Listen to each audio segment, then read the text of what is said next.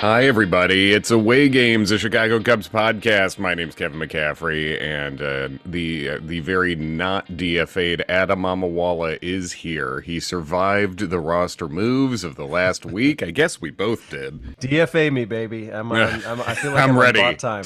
Take me to DFA. Please designate me for any assignment.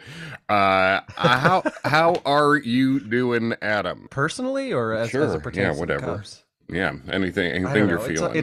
it's all fine, Kevin. It's all It's fine. all fine. 4.5 back of first place in the division is also where they sit, which is it was funny to see David Ross say the other day. Someone mentioned that, like, how are you feeling after the past stretch? I think the Cubs are 3-7 over their last 10, and he was just like, "Thank God for the shitty performance of everyone else in the division." And it Did was he like literally say that? he said shitty. They did the like That's parentheses. great. They in the main newspapers like parentheses poor, but other people on Twitter Yeah. quoted him as saying shitty. So good for him. It's always a funny thing to me that newspapers and news organizations still they, by virtue of being the news, they have to report on like horrific things. Yeah, So right. they'll be reporting about like rape and genocide, and then they have to like say David Ross thinks that the division is poopy. Like Yeah, used we're a adults. Why colloquialism are we for doing poop. this? Yeah, be accurate. Use the real words. Right, you're right. Right next to fucking murder stories all the time. The man knows the NL Central sucks shit, and I'm glad he says so. So, yeah, I'm looking at the standings right now, and obviously the Brewers are still sitting atop the standings there. The Pirates are right there ahead of the Cubs, still for the moment, and and the Cardinals, who are 7-3 over their last 10, have charged up a little bit. Right. I mean, I kind of want to start by talking about a few things that you and I tweeted over the past Oh, week great. or so, and be sure to follow us at Away Games Pod. But you mentioned something about how it's actually kind of upsetting that the Cubs are this bad, given how well certain things have gone. Can you expound on what that was that you were talking about in terms of the starting pitching and other good performances? Yeah, I think you can go down the list of every player on this team, and if you had looked at their individual performances, if you had looked at their stats at this moment, I think you would think things were going a lot better. I mean, Christopher Morel hasn't even been up the whole time, which we want. Like, I think we wanted him to break camp with the Cubs. I saw some tweet yesterday about maybe the Cubs weren't wrong to hold him down. Maybe they were working on swing changes that made him good now. He was the best hitter in the world in any organization, any level of baseball from day one of the year. So I think the swing Yeah. changes were there. Maybe they were off-season swing changes, whatever. But we get Christopher Morel, who just hit his 8th homer in 11 days, which is or in Yeah, he's 11 got games, nine I nine think. home runs, Or nine home 9 runs and in his first 12. 12 games. That's what it is. Yes, Five because in a row, 5 games in a row. I mean, this is like a Daniel Murphy versus the Cubs in the playoffs, Aristides Aquino when he got called up on the Reds. Like these are things that do not happen very often in baseball. it's really silly, and it's great to see. And there was a funny exchange in the locker room after the game yesterday where Morel was smiling as he said, "See you guys tomorrow" to the reporters, and Justin Steele was laughing, and he goes, "He said that because he knows he's going to hit another homer. He knows he's doing it again, so that's why he said 'see you tomorrow' like that, you know." So it's fun to watch them having fun. But anyway, so to the Yeah. point, you look at up and down the lineup. Cody Bellinger had the best month he's had in years, so that worked. I mean, he's injured right now, but that had worked out as well as possible. Dansby Swanson's been good. Nico Horner's been hitting over 300 and on pace for 40 stolen bases. Justin Steele's a Cy Young contender. Marcus Stroman would be a no doubt All-Star starting today. Drew Smyly is probably also in the All-Star conversation. So Yeah. all that has gone right. All the things that were like the vast majority of things that could go one way or another have gone right, and they're 21 and 26. So that you could be optimistic about how many things have individually gone right for players, but this is where we are when it goes that right. And Right. to me, I think what we were told Yeah. is, all the projection systems pretty much agreed that the Cubs were still not good this year, right? And that's what our predictions were basically coming into the year. And Jed Hoyer says, yeah, well, our projection systems are a little bit different. They have different numbers. Well, man, if your projection systems line up with reality less than everyone else's, like on the bad side, if your projections, if what you put together somehow makes a team that's worse than the sum of its parts, what are we doing here? Like, get out, and B, change your projection system. Yeah, I mean, looking at Smyly's numbers, especially after a good start last night, as we record this on Wednesday morning, 5-1 with a 2.93 ERA, a WHIP under one. I mean, that is far beyond anything that we could have dreamed of for Drew Smyly. And we don't know that that's going to be continued for the rest of the season. It would be great if it were, but yeah, it's a little, it gets a little upsetting when you think about the things that have gone right, because if those things regress to the mean or to the median, Mm-hmm. and obviously someone like Christopher Morel, he has been great, but is Mm-hmm. he going to hit 9 home runs per 12 games for the Right. rest of his career? If so, we are watching the beginnings of the greatest baseball player to ever live by a Yeah. wide margin. So Right. it's just not going to happen that way. No, not And 120 hopefully, homers in a full season, probably, you wouldn't think.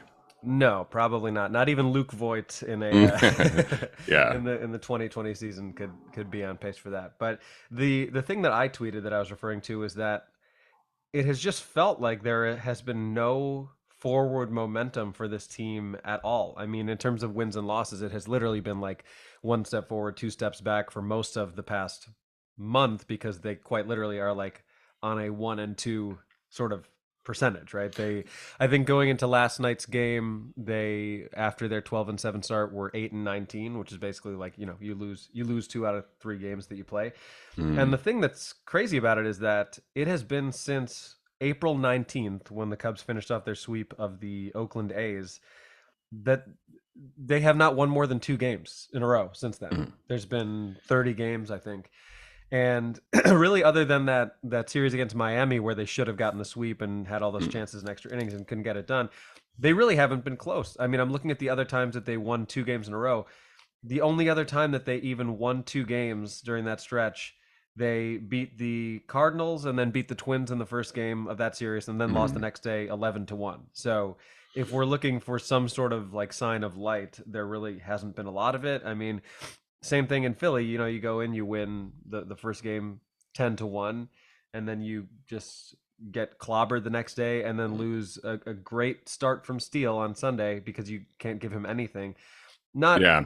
to mention probably the first game that happened after we last recorded, which was the Cubs being up 6-1 in the eighth inning against Houston and just completely unraveling. Yeah, I was not. I watched the first half of that Houston game, which I think even JD said on air, like that's the worst loss in years. I think or he definitely called it the worst loss of the season. But I've Yeah. heard several people talking about like when was the last time a loss was that bad, and was it probably in the someone was like the Bryce Harper walk-off game was pretty bad. But That's real bad. we're looking back Yeah. like years, like to find the loss that bad. I'd watched the first half of it, and then I was at a friend of ours' birthday party. Our friend Sean Donnelly, very funny comic, and so I was real drunk when I looked up and saw the, the highlight like on the TV at Patty McGuire's bar in Manhattan, and I was like, last I knew it was 5-0, and then I looked up and like the Astros were celebrating, and I was drunk and literally like, is this from a different day or time? What is this? So yeah, that fell apart terribly. Keegan Thompson was optioned in the flurry of roster moves after that. He threw like 9 pitches and gave up 100 runs somehow, which was unfortunate. Right. And yeah, I think that game, and then the Sunday game, I think it was against Philadelphia when Steele went 6 shutout and the Cubs ended up losing 2-0, really highlighted to me how even though we've seen some people, I think, more bitching about David Ross, sorry for not newspapering the word bitching and say of a lady dogging, but the Grumphing. We'll use yeah. onomatopoeia. Yes. I even though we've seen people complaining more about him, those two games in particular highlighted for me that I don't know what you want him to do in those situations. I think some of the lineups have been weird, but I like in the Sunday game, he pinch hit aggressively every time with every weapon he had on the bench. With Madrigal and Mancini Right. coming in, when they brought in lefties with runners in scoring position, and they just couldn't do anything. Like I don't know what you want Ross to really be doing more than he's doing right now. And I'm not someone who thinks like David Ross is for sure the answer is the manager. I don't think that Right. necessarily, but I don't know what else you want him to do with the roster that's been built. Yeah, and I mean, it's good to see them at least getting looks at other people. Obviously, we've seen Mike Talkman up on the Cubs, who no fault of his own, but it does actually like bother me every time I see the number 40 and Talkman Yeah. written above it. Not that I'm saying that they should have like held off Contreras' number for a year or two, especially given how everybody seems to feel about him. But like, it is odd now seeing some of those like iconic Cub numbers, even like Jason Hayward's, because who's wearing 22? Um, Mervis, I think, is wearing 22. Yes, right. And it's just like visually it's a little jarring after seeing a certain name above that for so long, but in any case it is good to see them at least doing the things that they should be doing. I think when all of those moves were announced, including mainly the Eric Hosmer DFA, I think you kind of quote tweeted it and were like, yeah, all of these are things that we should be doing, which is Yeah. not always what we can say, but in this case, like, yeah, these are the things that need to happen. How will you remember the Eric Hosmer era in Chicago? I will remember it's I will remember it. I mean, if I remember it, that's notable, I think, but it'll be one of those things where 5 years from now, I'll briefly think Hosmer, he did play here? He did. Do you ever have that with a player where you're like, Yeah. I forget, I was looking through stats somehow the other day because I'm a psycho, and Nate McLouth came up in like former mostly Was he on the Pittsburgh. Cubs? That's what I thought. I was like, was Nate McLouth on the Cubs for a minute? And I think Hosmer's going to be one of those guys. Yeah, so I think it's just like I don't know, man. It's like I feel like I didn't even see him take that many at bats, which is weird because he took quite a few of them for a while. No, Nate McLouth did not play for the Cubs. So I don't know why I thought that, but I mean, he's just going to be one of those guys where I'm like, was he? Yeah, I guess he was. So You know what I know about Nate McLouth more than anything else about his career? Who he actually did have a good career. yeah. He speaks the best Dominican Spanish you have ever heard. There's a video of him where I guess maybe when he was in the minors, he learned it.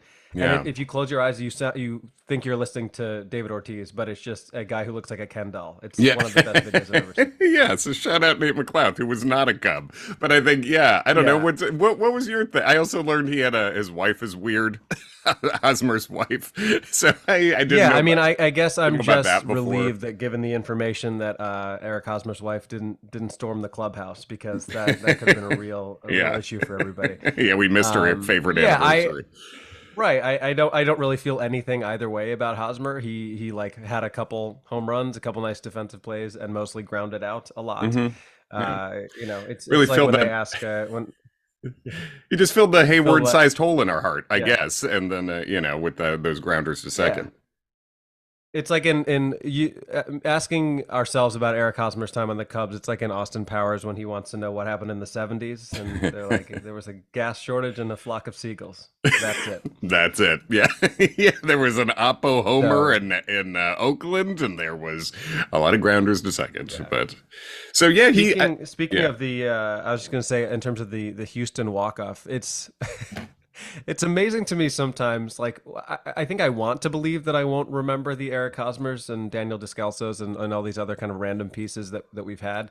But I do, because I'm sick in my brain, and I think I also underestimate the amount of Cubs related PTSD that still exists within me, because when the Astros walked that game off, the first thing I thought of, and I still remembered the dude's name. You remember the name Brian Bogusevic? Yeah, he was. I think he was maybe a two-way player in college, but yeah, I remember Brian Bogusevich. He had hit an ultimate grand slam against the Cubs. And now, what Bases did loaded, two Yeah. outs, bottom of the ninth. Cubs were up 5-2. Bogusevic walks it off. Houston wins 6-5. This is 2011. Do you remember this game? I remember watching it. Yeah, vaguely. I didn't watch the game, but I remember seeing the highlights. So I don't think I realized it was quite the ultimate Yeah. level that yours is. He's from Oak Lawn, Illinois, I'm seeing too. What's your guess as to who the Cubs closer was at that time? In 2011? I mean, was that Marmol days at that point? It was, yeah. So Yeah. that was Carlos Marmol got walked off, huh? Yeah. I But the fact that I still remember that from 12 years ago, and that's what I thought of seeing them celebrate on that stupid field. I think Brian Bogusevic would be very happy to hear that he remains in your heart in such a way that even if it's only triggered by direct baseball trauma.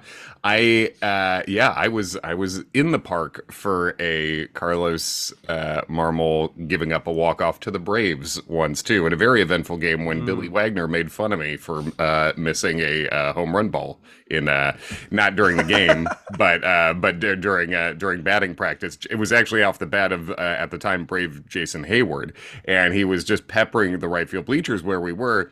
And I jumped for one and accidentally knocked the Mai Tai out of my wife's hand. And then so I had my glove off and I was helping her clean up when the next one came right at me and someone alerted me to it. And I tried to get the glove on. I couldn't. So I tried to like barehand it and it didn't like hit anybody or anything, but it went past me. And then Billy Wagner was looking up in the stands and he goes, "Why'd you even bring your glove, man?" And then made like a hands crossing each other move. And I just said, "Thanks, Billy Wagner." And that was it. So and then Marmol got walked off at the end. So what a day at the ballpark it was. I'm hearing a lot of excuses coming from you, Kevin. I don't know what to say. Yeah, I mean they're all excuses, but they're true. Yeah. So shout out Brian Bogusevic. Yes, that was terrible. Were you watching this one live too? I fortunately was not, but Okay. I think the Cubs are now boring enough that nobody really texts me about them. So I've gotten into a good rhythm of being able to watch games like a little bit after they're live without having any idea what the score is. So it still kind of hurt the same because I didn't know it was going to happen. Yeah. But yeah, I was not watching that one live, and I was watching some over the weekend against Philly, and frankly, I wish I hadn't been. Yeah. I mean, so we talked about the things going well, better than you could expect. The things that have not gone as well as you could expect, basically Jameson Taillon, I guess talking about Oof, that Philly yeah. series. He just and this Sunday, or not this Sunday, but I don't think, but a couple of days from now, in the Mets Cubs series, Carlos Carrasco is lined up to go against Jameson Taillon in his next game and the probable pitchers. And I got to tell you, Carrasco's ERA is worse than Taillon's. You rarely get this deep into a Jeez. season where you see two starters with an 8 at the front of their ERA. And for Wow. two teams who think they're competing, at least two, but you have to. I mean, Taillon can't be this bad forever, but he sort of had a combination of like really bad defense behind him, really bad pitching, and really bad results. It's like the other day when he gave up. I think he gave up 8 runs, I want to say, but like, oh, only 6 were earned, and it's like still bad, like he's giving up Christopher Morel misplayed a ball in left field that led to some runs, and then Patrick Wisdom misplayed a ball at first in that Phillies 6-run first, and uh, yeah, but he's been about as bad as you could imagine, and then obviously Wisniewski was part of that flurry of moves too. Wisniewski going down to Iowa with Keegan as Yeah, well. and I think that's the there. If there's any reason for optimism, I do think it is the starting pitching because I think if you have Steele and Stroman at the top, and they maintain any semblance of where they're at right now, and I think they can and should because they are that good. If Smyly keeps up his hot start, if Hendricks comes back and is healthy, and then Taillon figures it out, like that is a very good 1 through 5. And that doesn't Hmm. mean they're going to go out and give you 7 scoreless innings every night, but like you have to feel good behind any of those starters moving forward. It's just like, can the Cubs score 3 runs? Yeah, can they score 3 runs? And Hendricks is going to be back this week, so that's exciting. And go get your tickets and give that guy an ovation when he comes back, because it's been a long road back for him, and it's been a long road here with the And he's going Cubs. to get traded in August. I mean, very possibly. He's the last champ left. And Patrick Mooney for The Athletic was writing a piece, sort of the first piece that I've seen explicitly be about that the Cubs, if continuing like this, will be selling off yet again in July, and that is what that's what I predicted at the beginning of the year, was that they'd be in a position where it makes sense to sell. And in some ways, I do think this team is a little better than I thought they were, even though they're 21-26. I think it's a little better than I thought they were at the beginning of the season. I think this is probably more like a true 500 talent level team because of the pitching that you say that you were just talking about. Like that starting pitching, I do think you have a good rotation of 5 here, and I think that'll be enough for the team to be about 500. Also, being about 500, beating a dead horse if you listen to this podcast, not an acceptable place to be this many years in, with this franchise, with this amount of money coming in, with the talent that you had here in the first place. So, it's a little better than we're 21-26. We're better than that. Still not good enough, but I think they're better than that. Well, I think it begs the question though, like, what do we do? What do the Cubs do? What does Jed Hoyer do if the Cubs, let's just say that the Cubs do get back to 500 and they kind of linger there, right? Mm-hmm. And now it's coming up on the trade deadline. Cubs are 500, so they're not a good team, but they're 2 games out of first. Mm-hmm. Like, I don't think that people will be happy if they sell, because if, regardless of how bad the record is, if you're that close to first place, like as you said at the beginning of the recording, right? Cubs are 4 games back in the loss column, 4.5 back behind the Brewers in for first. And if the Cubs were in just about any division other than the even worse AL Central, they would be way out of it. I mean, if the the Red Sox and Blue Jays are both 26-23 and tied for last place, 8.5 games back of the Tampa Bay Rays, who, by the way, lost 20-1 to the Blue Jays last night. I don't know if you caught that score. I did. I saw 20-1 was trending, and that could have been any number of things, but that was that was a baseball score. That's crazy. That'll hurt the run differential. Yeah, I would say. But my point is, like, what do you think the Cubs would do in that scenario? And as a fan, what would you want them to do? I don't know. It's just, we're going on a few years in now, and I don't know that Jed Hoyer honestly has the balls to sell off like maybe he should this time. I think I don't know how secure he feels in his position. I don't know what's going on behind the scenes. The Ricketts, who I think are probably more to blame than Jed Hoyer, even for where the Cubs are at in this moment. I think all you need to do is look back at the Yu Darvish trade after a division win, that the Ricketts somehow pretended they were the only franchise that suffered financial losses in the pandemic and ordered the selling off of Darvish to the huge market San Diego Padres.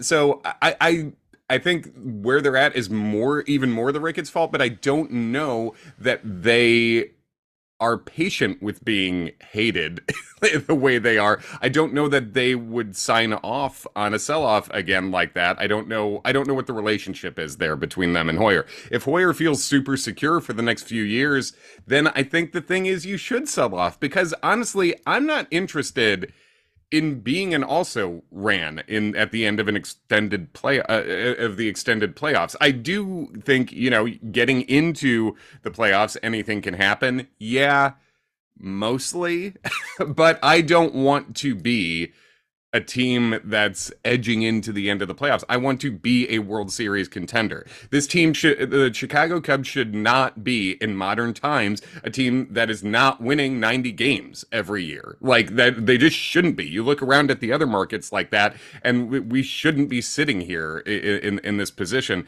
So I think the right thing to do would probably be to sell off again. I don't know. I don't know, but I think I don't know what you would trade for that would make this team a contender short of a Shohei Ohtani deal. You know what I mean? Yeah, it's hard to think about the Cubs being in that position, and yeah, I agree. Like you look at the Phillies last year, you look at the Miami Heat right now. Like yes, Yeah. sometimes getting into the playoffs means that that's the shot that you need, but I just it's hard to imagine the Cubs being that team. Like who would I mean I because I'm trying to think just if you were really aggressive. Let's say the Cubs go on like a 10-game win streak, which is a thing that has happened in the world before and could absolutely happen, and the Cubs are sitting 4 or 5 games over 500. What would you even trade for in this position to make your team feel like, all right, now we're really fucking with people? I like outside of Otani, I don't even know what you would do with this roster.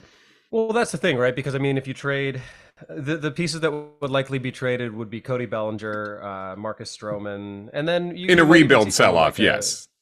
yes, yeah, yeah, in a you might see like a Drew Smyly or someone else like that Hmm. who is overachieving, still has another year and a half on his contract, and could provide a lot of value for some team. Um, but again, if you're we're now this would be the third consecutive year of the Cubs doing that. Hmm. Um, and it feels like more because even though they didn't sell off, like 2019 they just collapsed down the stretch and they missed the playoffs. Hmm. 2020 they make the playoffs in that shortened season, but then they get swept by the Marlins, and it just like it almost feels like it never happened. Hmm. So we're now coming up on 5 years basically of not being a contender, which is kind of as long as we were. Like Hmm. you Right. got 2015, 16, 17, 18, right? That's 4 seasons. 2019 they seemed good and then kind of unraveled, and it's like we've been as bad, we've been bad for as long as we were good now seemingly. Right. And that massively disappointing 2019 team with the I think it was a 9-game losing streak at the end. Adam, do you remember what the record of that team was? The 2019 team, Yeah. I believe they were above 500. It was 84 and 78. It was what we've been thinking is Yeah, best case scenario for this team is that right. massively disappointing team from 2019, many years ago at this point. It was still better than we expect to be this year. So, yeah, I guess And frankly, I think 84, and if you told me the Cubs this year was like the Cubs would be 84 and 78, will you take that and like see where that lands you in the division? I would take that in a heartbeat because I really yeah. think that that could be enough to win this division. Yeah, it could be because I mean you look at the Brewers and besides the top end of their pitching, their starting pitching, which is great, but it's also been less than super healthy this year. That lineup isn't scary, you know, and the Pirates are still in second. Right. So, yeah, it's I think we're feeling probably weirdly better about the team just because the last game was a win because they just beat the Mets and stuff. But it has been, I think, as you were saying towards the beginning of the podcast, like since the decent start to the year, since April 19th, the Cubs are the second worst team in baseball by results, and you know, results matter. Yeah, So and I I, think yeah, the thing about this division is that at any point when any team, and I'm sure it's going to happen, like and the Cardinals have done that recently, like for any team that goes on like a 7-3 stretch, they're going to automatically find themselves like in the mix hmm, for first place or for moving up the ladder because everyone else is going to be 4-6 or 5-5 during that stretch. Like it is just a really bad division, and that I think sometimes gives you false hope where like maybe it would be better to already be put out of our misery and have a team like the Rays atop our division and be like, well, clearly we're going nowhere. But I think that it's all part of the same conversation where like it becomes that much more frustrating the more you realize that this is an exceedingly winnable division. yeah, and it has been, and it was last year too, and that's part of the frustration about choosing to do this level of a teardown in this era when the division's been sitting right there. But Yeah. I guess the good side is the division's going to be sitting there. It's going to keep sitting there for a little bit. I think I'm not seeing any huge improvements by the teams around the Cubs. So, uh, Right. yeah. So it's Well, and looking forward here, we've got a couple more against the Mets. I tell you what, just as a betting man more so than I am, I feel like you should take the under on Thursday's Taillon versus Carrasco matchup and yeah. just be like they've got to be better than they've been. Yeah, and I sort of I wonder if the betting markets are also sort of like being conservative about that because yeah, Right. we should be looking at a double digit game if their performances this year are any indication. But Yeah, we've got the Mets. The Mets are going on for the next few days, I want to say, and then Yeah, two more against the Mets, yeah, then three against Cincinnati, then and, three against the best in the world Tampa Bay Rays, despite last night's performance, mhm. and then a whopper of a road trip, 11 games in California, four in San Diego, three in at the Angels, and then three at San Francisco. The Cubs have never faced Otani, have they? I don't remember it. If we have, yeah, I don't think so. I don't think so. Yeah. So I wish it was at Wrigley. That would have been more fun. I would have liked to have shown Shohei the sights a little bit, over Yeah.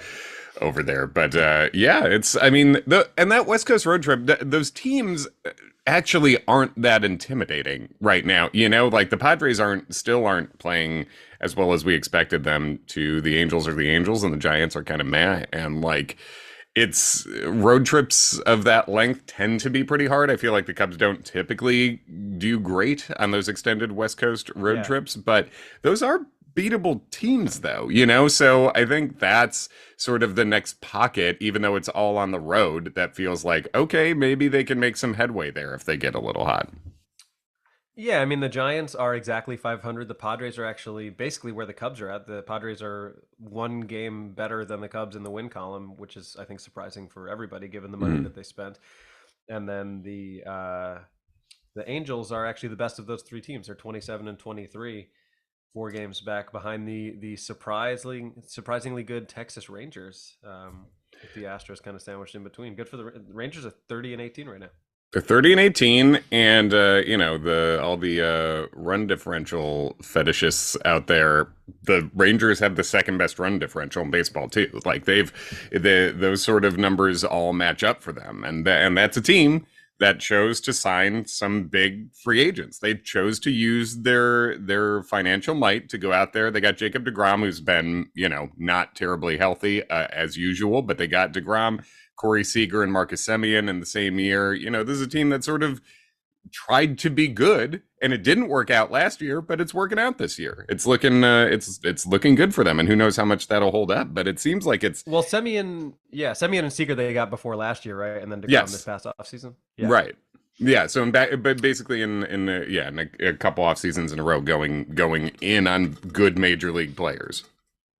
I mean, they should. They seem to have money. They obviously spent an inordinate amount of money on that new stadium, which I'm assuming was not like a publicly funded thing. I feel like anymore to get a stadium through, you kind of have to have some sort of investment group who's willing to pay the money because taxpayers are not super thrilled about contributing to that. I could be wrong, but I would assume that it was like a private investment. Right. It's still happening more than it should. Obviously, the Oakland getting swapped, getting sort of poached by Vegas, involves some taxpayer stuff. But Yeah.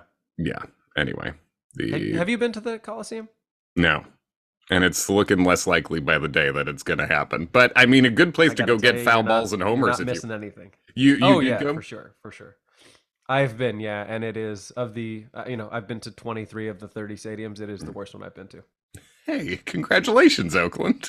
Yeah, that's Well, congratulations to Tampa, I guess I yeah. should say, for moving into the second worst spot. Yes, nice. I do want to say in terms of, I guess we just referenced a possible sell-off. You never quite know where the best prospects are going to come from in these trades, and one of the Cubs, arguably the Cubs' best pitching prospect right now, guy who's been dominating in the minors and seems to be shaping up to maybe be taking a spot start at some point, or possibly doing the Justin Steele bullpen for the first year into the starting rotation, is a guy who the Cubs got for David Robertson at the sell-off last year. Ben Brown is pitching really well down in the minors. Yeah. Big breaking ball. He's a big boy. He's 6'6", and he's throwing mid to upper 90s with the fastball and looking really good. So with a little peek down at the farm, that's a guy to keep an eye on too. I guess let's stay down on the farm. Is there anybody else down there that you think could be kind of next for a call up? Do you think we see more of Amaya at some point, or is he only like an injury replacement, or is there anyone else who's blowing the world away? I think Amaya's been looking good with the bat lately, and he just has, he's played about a half a year in the last 3 years total because of injuries and stuff. So I think the reports we've been getting about Amaya and how pitchers like dealing with him, it seems like they really like throwing to him. And he was a guy who the scouting report on him, as soon as he was in the organization, really was that he seemed like a guy who people gravitated to, and he seemed like he had pretty advanced defensive abilities for a catcher. So I think Amaya is going to be up again before the end of this year. I think Tucker Barnhart could be on the Eric Hosmer plan at some point here, because I think Yan Gomes and Miguel Amaya is your best catcher pairing probably. So yeah, that's one to look out for going forward. The other main notable thing, Brennan Davis is not looking great still. The power has not come back at all. The good development Brennan Davis has had is he's striking out way, way, way less. So maybe this clearly seems to be a developmental thing. He's focusing on contact, and maybe the power will come after that. But he's dropped off a couple of the top 100 lists completely, which, that doesn't necessarily mean anything, but yeah, not encouraging. And just a sign How about that PCA? PCA's looking decent. Pete Crow Armstrong, he's been good. He's putting up some sort of some Corey Patterson stat lines. It's like he doesn't walk much at all, but the power's hanging in there more than I thought it was. More than I thought it would. So that's decent. The other main notable thing from the farm is the Cubs just took like several dudes who they were having start as pitchers and shifted them all over to relief pretty quickly. Daniel Palencia, who's a triple-digit throwing dude, they shifted him to relief only and then bumped him up a couple levels, so he could be on his way soon. Luke Little, who's a big freaking lefty who throws really hard, he's been just extremely dominant in the lower levels since moving to the bullpen. And then a first-round pick from, I want to say 2019, Ryan Jensen, also moved to the bullpen. So it's amazing how hard people are throwing. I mean, you look at Birdie coming up and throwing 101, and even still, he's like a fringe major leaguer. Like, if they remade Rookie of the Year now, they would have to depict the kid throwing like 115 for it to be like enough above what is normal. Oh, I mean, you got guys hitting 105. Yeah. It's I saw someone, who was it, who just threw the fastest pitch since Chapman in well, there was someone else on the Reds, I thought, right? Hunter Green, yes. Hunter Green's up at, he's touched 105 too. But yeah, a couple big velocity guys, and not really a prospect per se, but Cody Hoyer, who the Cubs got in the deal for Kimbrel, he's looking really good, and he might be. I hope he's up sooner than later, because the Cubs could use help at the back end of that bullpen. So look out for Cody Hoyer. Yeah, and I believe you were saying before I cut you off just about Brennan Davis, like this is why you just can't rely on prospects, even the most blue chip of prospects to pan out, especially in baseball. Probably baseball more than any other sport, just because of how long that development is. There are so many things that can happen along the way that really don't make there's no Wembanyama of baseball other than maybe like a Shohei Ohtani, but even then he's not coming from some American high school. Like, we've seen what he can do in another country. Yeah, and we're still skeptical. So, well, and like people, you saw some people being like, "Oh, I don't know, should we extend Ian Happ when we have Kevin Alcantara and Brennan Davis and Canario and PCA in the minors?" And yes, because Ian Happ is a very good Major League Baseball player. So yes, because we saw, Brennan's having his struggles. Kevin Alcantara has been bad offensively in the lower levels of the minors so far this year. That I'm excited about him still. He's cool, but he's no sure thing. Canario is working his way back from a devastating injury, and but he's not back yet. So yeah, extending Ian Happ is still a good thing. You know what that is? Listen, I want to be hopeful about all the prospects that we have, and I think you should be, and it's like fine to be excited about them. But the whole saying like, oh, maybe we shouldn't re-sign Ian Happ and we'll see what happens with these younger guys in the system. That's like the baseball equivalent of being at a really great party and being like, yeah, but if we leave now, my friend told me that there's this other place that might be even more fun. It's like, do you know what happens when you do that? It's almost never more fun. It's almost should have just stayed. Yeah, and the equivalent of the unexpected injury is just like, we can't get an Uber, we're just sitting outside. There's no drinks. Where is this place? No one's answering their phone at the next party. So yeah. Every time I walk into Sloan Park, people are like, who do you know here? I'm like, God, anymore? Nobody. All right. So Yeah. Anything else that cover us for this week? I think that more than covers us, and again, the over under for how many more episodes we'll do where the Cubs have gotten themselves to 500. I don't know, Yeah. I don't know, but I do hope it happens. And let's if nothing else, let's go beat the Mets. My buddy Adam is out there. My Met fanatic is at Wrigley this week.